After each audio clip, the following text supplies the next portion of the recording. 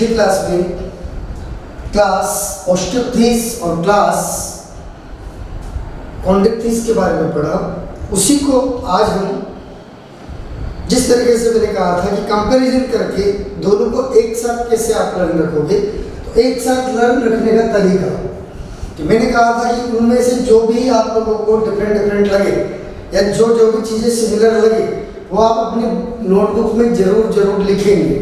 Okay, तो इनको कैसे आप लोगों को याद रखना है, उसका सबसे अच्छा तरीका यही होता है कि मैंने स्टार्टिंग में भी कहा कि कंपैरिजन कीजिए आप किसमें कौन सी चीज़ एडवांस आ गई या कौन सी चीज़ रिड्यूस्ड हो गई, कौन सी सिमिलरिटीज है कौन सी डिसिमिलरिटीज है। ओके, तो चलिए देखते हैं।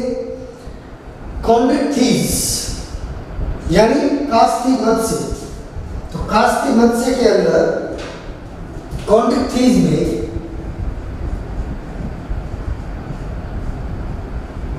मैंने आपको बताया है कि वो जनरली क्या होते हैं, मेराइन, जबकि ऑस्टियोपथीस अस्थि मत्स्य ये जनरली क्या होते हैं, ये समुद्र में भी होते हैं यानी कि मेराइन यानी दरियाई भी होते हैं और मीठे पानी में भी रह सकते हैं। इन दोनों में डिफरेंस समझ में आ रहा है कि ये केवल समुद्र में रहेंगे, केवल दरियाई पानी में रहते हैं, जबकि अस्थि मत्स्य जो होती हैं, जो मछलियाँ जो बोन वाली होती हैं, वो दरिया में भी पाई जाती है और नदियों में और मीठे पानी में भी पाई जाती है, यानी वो हर जगह पर पाई जाएगी जहाँ पर पानी है ना। कीचड़ में भी हो सकती है। इसके अलावा कास्ती मत्स्य में हमने पढ़ा था कि ये क्या होते हैं, असमतापी, इनके बॉडी का टेम्परेचर वातावरण के अनुसार क्या होता रहता है, चेंज होता रहता है। ठीक है, तो ये भी असमतापी। तो अस्थि मत्स्य जो होती है ये भी असमतापी, इनका भी बॉडी का टेम्परेचर जो है वो वातावरण के अनुसार चेंज होता रहता है। दोनों में ये पॉइंट आया था, दोनों में कॉमन पॉइंट है, याद रखिएगा। लेकिन कास्ती मत्स्य के अंदर एक विशेष बात होती है कि उनके माउथ के ऊपर, उनके सिर पर एक एम्पुला ऑफ लोरेंजिनी नाम का ऑर्गन होता है, जबकि वो एम्पुला ऑफ लोरेंजिनी नाम का ऑर्गन ऑस्टियोपथीस यानी अस्थि मत्स्य में नहीं होता है। ये पॉइंट इंपॉर्टेंट है, याद रखिएगा। Ampulla of Lorenzini is present in कास्ती मत्स्य, जबकि ampulla of Lorenzini absent in अस्थि मत्स्य। ठीक है, एम्पुला ऑफ लोरेंजिनी जो है, लोरेंजिनी का जो एम्पुला है ये किस में पाया जाएगा, कास्ती मत्स्य में, अस्थि मत्स्य में नहीं पाया जाएगा। काम क्या है इसका, ये भी एक तरह से थर्मोरेगुलेटर का ही काम करता है, यानी टेम्परेचर मेंटेन करने का ही काम करता है। ठीक है, लेकिन एक लिमिटेड रेंज तक ही ये थर्मल रेगुलेशन कर सकता है। ठीक है, एक लिमिटेड रेंज का मतलब समझ गए आप कि 5 से 10 डिग्री अगर कोई टेम्परेचर चेंज होता है तो उसका ये बैलेंस कर लेंगे। यदि ज़्यादा टेम्परेचर चेंज होता है तो फिर मछलियों को वहाँ से निकल कर किसी और जगह जाना पड़ेगा। जैसा कि मैंने एग्जाम्पल दिया था कि अस्थि मत्स्य जैसे अगर वो अंटार्कटिक महासागर के वाले समुद्र में है तो उनको अगर वहाँ बर्फ जमेगी तो इनको वहाँ से लाखों किलोमीटर का सफर करते हुए हिंद महासागर तक आ जाती है। क्यों? क्योंकि ये वहाँ रहेंगे तो मर जाएंगे, क्योंकि इनकी बॉडी के टेम्परेचर को ये मेंटेन नहीं रख सकती। इसीलिए इनको कौन से एनिमल कहा, असमतापी या पोइकिलोथर्मल। ये हम बात कर चुके हैं, उसी का सारांश में यहाँ पर लिख दिया है पूरा। इसको याद रखकर भी आप सारे क्वेश्चन सोल्व कर सकते हैं, दोनों ही क्लासेस से। ओके, इसमें भी देखिए 10 पेयर ऑफ क्रेनियल मस्तिष्क चेता के नंबर कितने, 10 पेयर। इनमें भी कितने पड़े थे, 10 पेयर। तो सेम, दोनों को अलग से याद रखने की आवश्यकता नहीं है। लेटरल लाइन सेंस ऑर्गन कास्ती मत्स्य में भी प्रेजेंट था, अस्थि मत्स्य में भी प्रेजेंट था, दोनों में lateral line sense organ present होगा। काम क्या होता है लेटरल लाइन सेंस ऑर्गन का, ये बता चुके हैं हम। लेटरल लाइन सेंस ऑर्गन का काम क्या होगा, जिस पानी में ये है उस पानी के अंदर जो पानी का बहाव है, फ्लो है, वेव है, वो किस डायरेक्शन में है, या उस पानी के अंदर कौन से जानवर आ गए और किस तरफ पानी का फ्लो हो रहा है, या इलेक्ट्रिक करंट भी अगर फ्लो हो रहा है तो किधर से किधर फ्लो हो रहा है, उसका पता लगाने के लिए उनकी पार्श्व सतहों पर एक लाइनिंग नजर आती है जिसे लेटरल लाइन बोलते हैं, है ना। तो उसको ये डिटेक्ट कर सकती है। ठीक है, तो लेटरल लाइन सेंस ऑर्गन दोनों में पाया जाएगा। नंबर 4 स्केल्स, भिंगड़ा, इनके भिंगड़ा का नाम भी याद रखना है, उनके भी भिंगड़ा का नाम याद रखना है। दोनों में अलग अलग नेम है। इनमें प्लेकोइड स्केल्स है, प्लेकोइड भिंगड़ा है, इनमें साइक्लोइड भिंगड़ा है, टिनोइड है, गेनोइड है, लेकिन प्लेकोइड नहीं होंगे। ओके, और ये क्या काम करते हैं? स्केल्स भिंगड़ा के काम करते हैं, उनकी बॉडी से वाटर लॉस या बॉडी में वाटर एंट्री को रोकेंगे।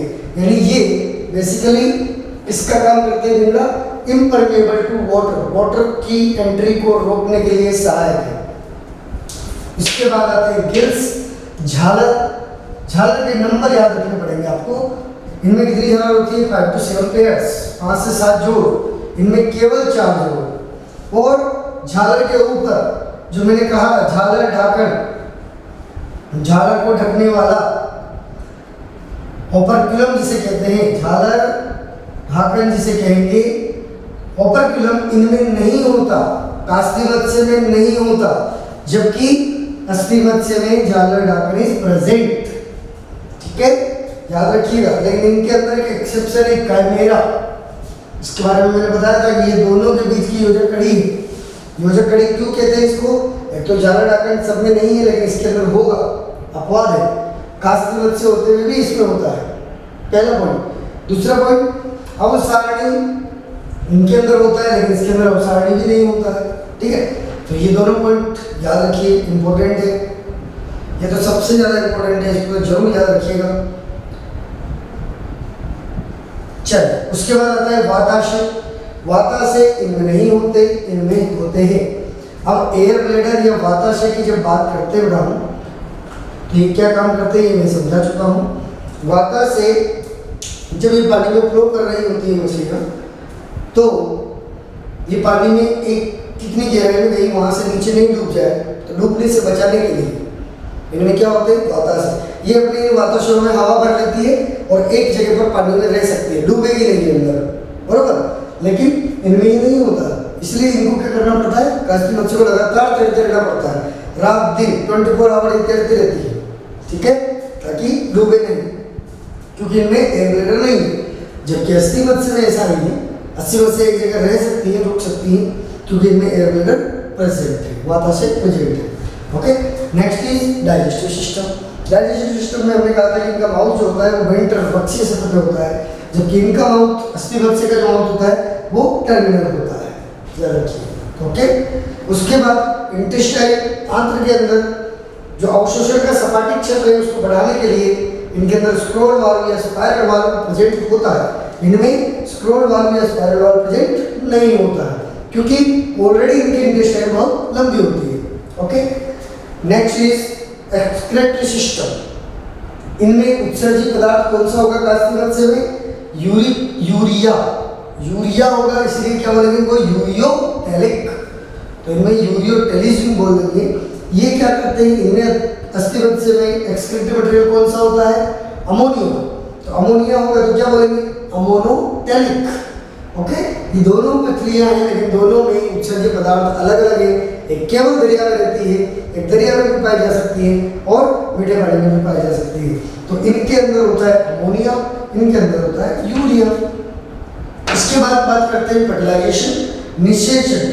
कास्ती मत्स्यों के अंदर, क्योंकि हमने कहा कि क्लैस्पर इज प्रेजेंट, मैथुन अंग उपस्थित होता है, तो इनमें जो फर्टिलाइजेशन है वो इंटरनल, जबकि इनमें क्लैस्पर अनुपस्थित होता है, तो इनमें फर्टिलाइजेशन इज एक्सटर्नल, बाह्य फलन होगा। समुद्र के अंदर ये अपने गैमेट छोड़ देंगे और वहीं पर दोनों गैमेट में फ्यूजन होगा।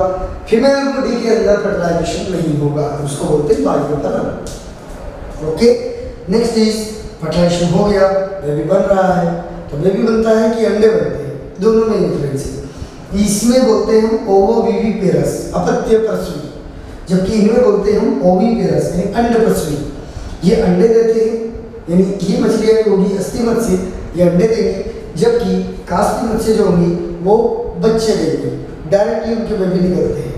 ठीक है, याद रखिएगा। और लेकिन बेबी जो है उनको न्यूट्रिशन जरायु नहीं देगा। इनमें कौन सा जरायु होता है? योक सेक प्लेसेंटा होता है। True placenta is not present in Chondrichthyes. ये भी याद रखिएगा। इनमें ये अंडप्रसवी है, इनमें तो कोई दिक्कत नहीं है, जरा ये होगा ही नहीं बिल्कुल भी। उसके बाद आते हैं लास्ट और फाइनल पॉइंट, इनके अंदर हृदय, सर्कुलेटरी सिस्टम में हृदय, इनमें भी सिरीय हृदय होता है, इनमें भी सिरीय हृदय होता है, वीनस हार्ट, वीनस हार्ट। इनमें भी दोनों एक्स्ट्रा चैम्बर प्रेजेंट होंगे, साइनस वेनोसस, कोनस आर्टेरियोसस। इनमें भी दोनों एक्स्ट्रा चैम्बर प्रेजेंट होंगे, साइनस वेनोसस, कोनस आर्टेरियोसस। तो इस तरीके से आपको ये सभी पॉइंट्स कंपैरिजन करके मैंने यहाँ लिख दिए हैं। कम से कम इन दोनों को जरूर याद कर लीजिएगा। अगर इनमें से क्वेश्चन बनता है किसी में से, तो वो इन्हीं में से बनेगा। सारे इंपॉर्टेंट पॉइंट हमने इनमें ले लिए हैं और एग्जांपल्स जरूर याद करिएगा। ओके, ठीक है। इनके एग्जांपल्स में तीनों तरीके के एग्जांपल बता दिए अपने, मीठे पानी वाले अलग, मेराइन दरिया वाले अलग और एक्वेरियम वाले अलग। इनमें सारे याद रखें। इनके अंदर भी जो हमने एग्जांपल पढ़े, जो अपत्य प्रसूति हैं, उनके सभी के एग्जांपल्स इसमें याद रखिएगा आप लोग। ओके, ठीक है, थैंक यू सो मच। इस तरीके से आपका ये कंप्लीट हुआ। नेक्स्ट पैराग्राफ इसके बाद स्टार्ट करेंगे। चलिए जी, तो welcome to next paragraph, next class. Osteichthyes के अंदर हम लोगों ने सारी अस्थि मज्जा के बारे में पढ़ दिया। अब हम एम्फीबिया स्टार्ट करेंगे, लेकिन एम्फीबिया से पहले, उभयजीवियों को पढ़ने से पहले हम बात करेंगे लंग फिशेस के बारे में। ये लंग फिशेस कैसी फिशेस होती है, बहुत ध्यान से समझिएगा बेटा। बहुत सारी फिशेस ऐसी होती है जैसे हम कहते हैं कि मछली तो जल की रानी है, यानी मछली जल के बिना जिंदा नहीं रहती। लेकिन बहुत सारी मछलियाँ, अगर आप गाँव से बिलोंग करते हैं तो आपको पता होगा कि बहुत सारे गाँवों में जब तालाब सूख जाते हैं तो तालाबों के सूखने पर जो कीचड़ होता है, उस कीचड़ में भी कई अंदर तक बहुत सारी मछलियाँ जो होती है उस कीचड़ में भी अपने आप को जिंदा रखती है और कीचड़ में भी वो जिंदा रहती है। ठीक है, तो वो बिना पानी के भी जिंदा रह लेती है। तो ऐसी जो फिशेज है वो आती है इस ग्रुप में, जिसे बोलते हैं लंग फिशेज।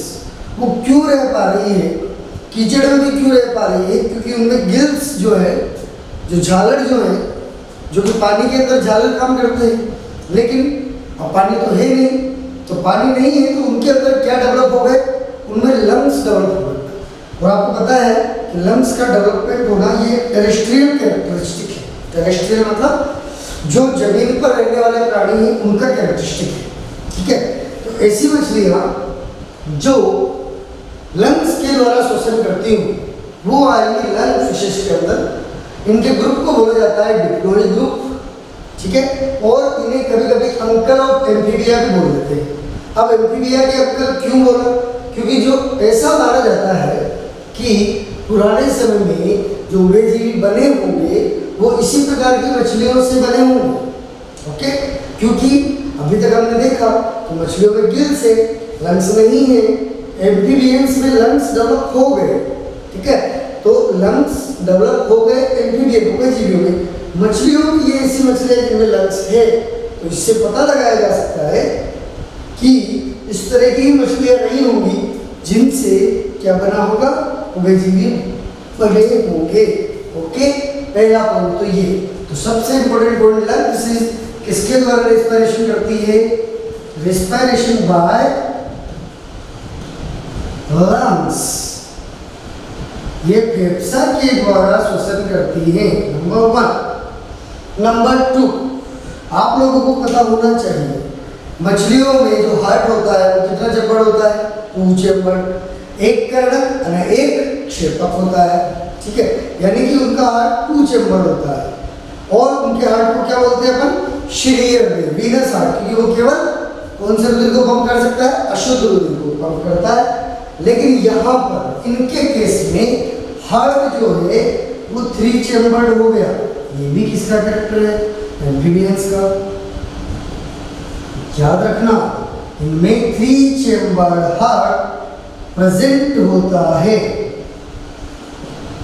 जबकि मछलियों में जनरली 2 चैम्बर्ड हार्ट होता है। ये ऐसी मछलियां जिनमें 3 चैम्बर्ड वाला हार्ट है, 2 कर्णक, 1 क्षेपक, जो कि जनरली उभयजीवियों में होता है। ठीक, दूसरा पॉइंट। तीसरा पॉइंट कि इनके अंदर जब हम बात करेंगे तो ये फ्रेश वाटर में रहने वाली मछलियाँ हैं। कौन से वाटर में? फ्रेश वाटर में रहती हैं। ये समुद्र में नहीं पाई जाती क्योंकि समुद्र में भी सूखेगा ना, तो समुद्र में अमूमन जनरली ये नहीं पाई जाती है। ये मीठे पानी यानी छोटी नदियाँ, तालाब, इनमें पाई जाती हैं। लाइक फिशेज जिन्हें बोलते हैं। इम्पोर्टेंट इज दैट कि इनके तीनों के एग्जाम्पल आपको जरूर याद होने चाहिए। ओके, देखिए ध्यान से। Protopterus African lungfish, Lepidosiren South American lungfish, Neoceratodus Australian lungfish. तीनों फिशेस के ये नाम जो मैंने में बताए हैं, प्रोटोप्टेरस, लेपिडोसायरन, नियोसेराटस, ये याद होने चाहिए आप लोगों को। एग्जैक्टली ये एग्जांपल बहुत इंपॉर्टेंट है। तीनों के तीनों एग्जांपल आपको याद रखने हैं, ठीक है। एक एग्जांपल और आता है जो आप ओरिजिन एंड इवोल्यूशन में पढ़ते हैं 12th क्लास के अंदर, लेटिमेरिया नाम की फिश। ये एग्जांपल याद रखिएगा, लेटिमेरिया। इनको लिविंग फोसिल भी कहा जाता है, जीवित जीवाश्म या जीवित अश्मिया कहा जाता है। क्यों कहा जाता है जीवित अश्मी? क्योंकि बहुत पुरानी, अभी जितनी भी मछलियां हमें देखने को मिल रही है उनमें सबसे पुरानी जो मछलियां हैं लाइफ के आधार पर, वो लेटिमेरिया नाम की मछलियां हैं। वो भी लंग फिश में आती हैं। वो जीवित मछलियां जो आज भी मौजूद हैं उन्हें जीवित अश्मी कहा जाता है। याद रखिएगा, अश्मी मतलब जो खत्म हो चुकी है, लेकिन जीवित अश्मी है उस इनके समय के सभी प्राणी नष्ट हो गए, ये आज भी मौजूद है, इसलिए इनको जीवित अश्मी के नाम से जाना जाता है। याद रखिएगा, लेटिमेरिया। और इनके अंदर उभयजीवी और मछलियों दोनों के कैरेक्टर होते हैं, इसलिए इनको इनके बीच की योजक कड़ी भी कहते हैं। ये आप देख सकते हैं डायग्राम के अंदर, कीचड़ के अंदर ये मछली, तो ये कीचड़ पड़ा हुआ है और ये मछली का पार्ट इसके अंदर बताया गया है, ठीक है। याद रखना है पॉइंट। ये lung fishes uncle of amphibia के नाम से जानी जाती है। डिप्लॉइड ग्रुप भी याद रखना है, कौन से ग्रुप में आती है? डिप्लॉइड ग्रुप के अंदर आती है, ये भी याद रखिएगा। नीट के रेस्पेक्ट में ये इंपॉर्टेंट है। आप लोग पढ़ोगे लो फिन्स वाली जो मछलियाँ होती है वो यही है, लेटिमेरिया, है ना, याद रखिएगा। लो फिन्स का मतलब इनके फिन्स जो थे वो कैसे बन गए? फ्लैशी बन गए। इसका मतलब समझ रहे हैं आप? इनके फिन्स जो है, निम्पक्ष जो है वो मांसल हो गए, मसल्स आ गए उनमें, फ्लैशी हो गए। वो तो फ्लैशी होने की वजह से धीरे धीरे वो किसमें कन्वर्ट हो गए? उपांगों में कन्वर्ट हो गए। तो जब फिन्स जो है वो लोप होकर फ्लैशी हो गए तो वो धीरे धीरे पेक्टोरल और पेल्विक फिन्स जो है वो उपांगों में रूपांतरित हो जाएंगे। और जब वो उपांगों में रूपांतरित हो जाएंगे तो अग्रुपांग, उपश्रुपांग, दो जोड़ उपांग विकसित हो गए, मतलब वो किसमें चले गए? अब वो एम्फीबिया बनने की कगार पर है। लोब फिन्स से ही एम्फीबिया का ओरिजिन हुआ है, ठीक है। कौन से ग्रुप, कौन से टाइम पीरियड में हुआ था? डिप्लॉइड टाइम पीरियड में। डिप्लॉइड जो लाइफ स्पेन है, डिप्लॉइड जो काल है, उस समय में एम्फीबियंस का उद्भव लेटिमेरिया जैसी मछलियों से हुआ होगा, ऐसा माना जाता है। कि लोब फिन मछलियों में जानी जाती है, lobe fin fishes, lobe fin fishes, जिनसे किसका ओरिजिन माना जाता है? एम्फीबियंस का ओरिजिन माना जाता है। ओके, चलिए जी। तो ये डिप्लॉइड ग्रुप इसमें बचा हुआ था, तो हमने इसको डिस्कस कर लिया कि ये बीच में है, ये योजक कड़ी है दोनों के बीच की, जो हमने पढ़ा मछलियों के बारे में पिछली क्लास में, वो प्लस अब जो हम पढ़ने वाले हैं उभयजीवी, उनके बीच की योजक कड़ियाँ हैं, तो इसलिए ये बीच में हमने इसको रखा। याद रखिएगा। Now we start next class, amphibia class, उभयजीवी क्लास के बारे में डिस्कस करेंगे। क्लास एम्फीबिया, उभयजीवी वर्ग, वर्ग उभयजीवी।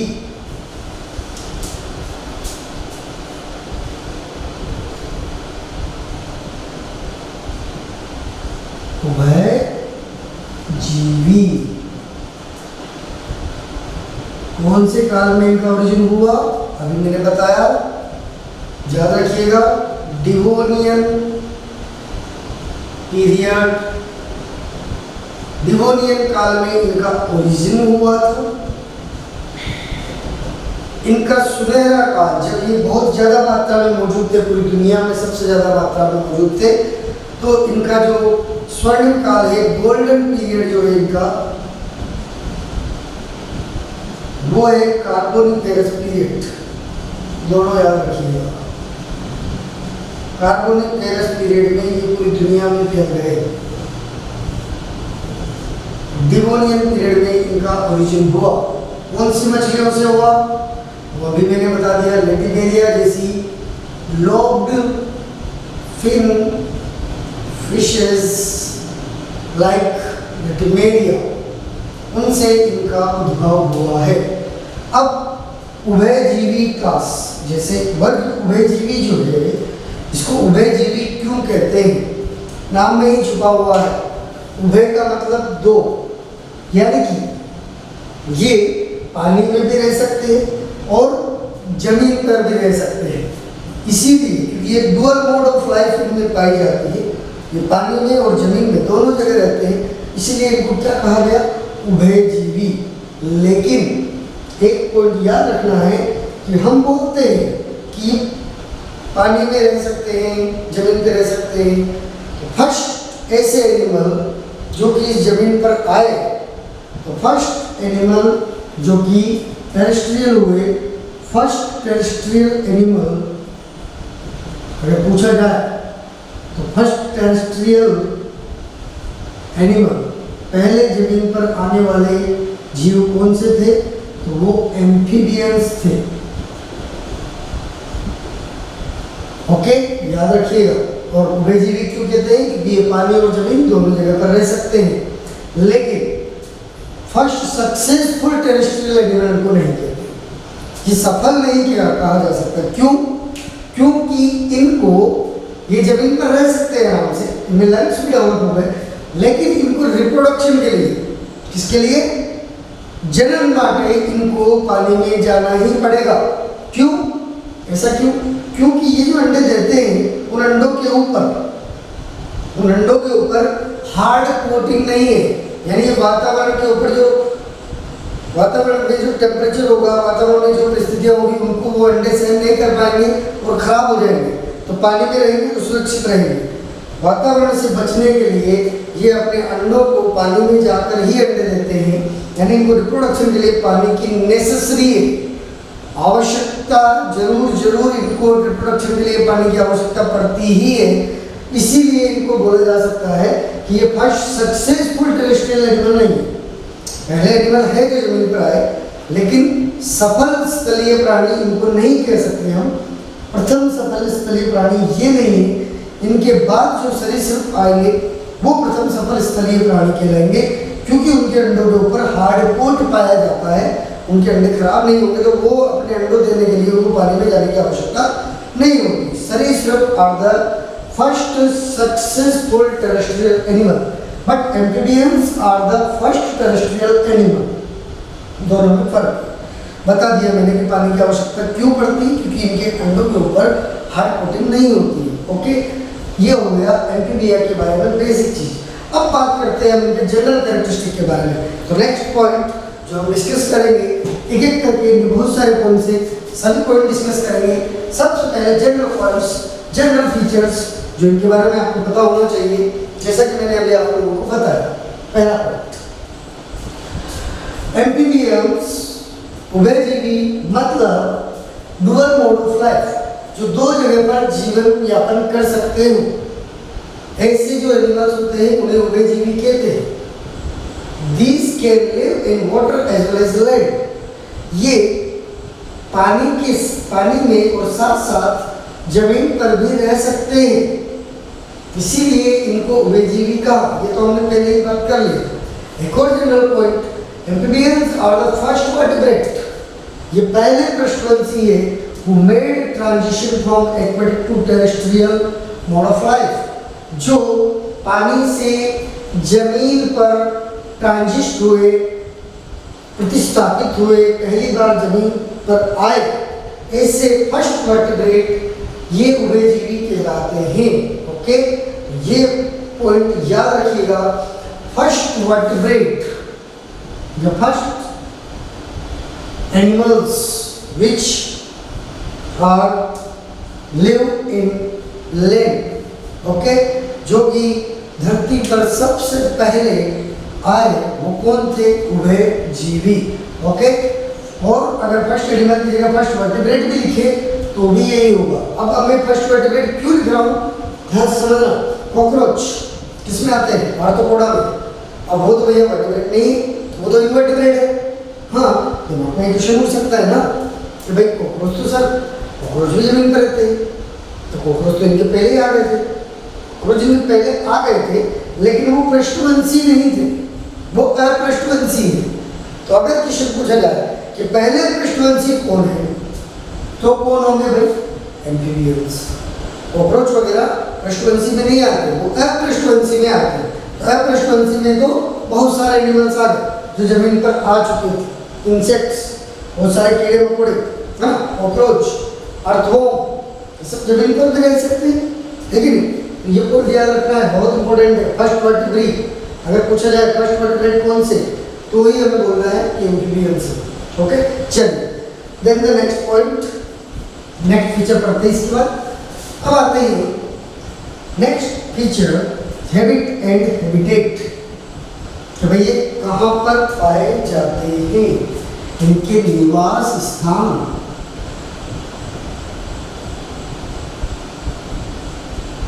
देखिए,